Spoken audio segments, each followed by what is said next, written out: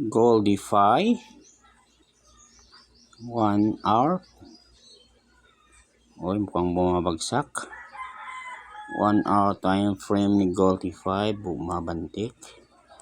So far, may tayong trade profits na $21. Buti na umakyat in 5 hours, 5 minutes I mean. Yan po yung ating charts.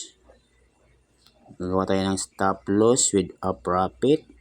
Modify natin para hindi tayo matatalo. Yan. Yan po tayo. Modify natin yung ating stop loss with profit. Yan naman, oh. Kahit na bumagsak, mayroon tayong $10. Basta sakaling umakyat, yun, titiba-tiba. $23 so far. Yan ang ating trade. We buy at that 3344. We put stop loss at a time of 15 minutes time frame. Yan po.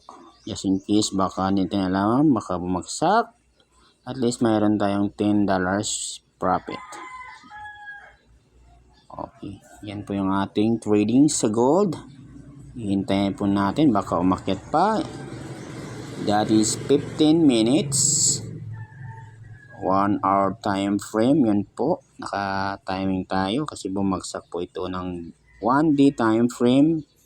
Yan po. Yan po kanina. Tinayaan natin kasi bumabagsak. At ngayon ay umaakyat. Mukhang kukunin niya ulit itong ating previous high hapon na 3448. Yan po. Tingnan natin.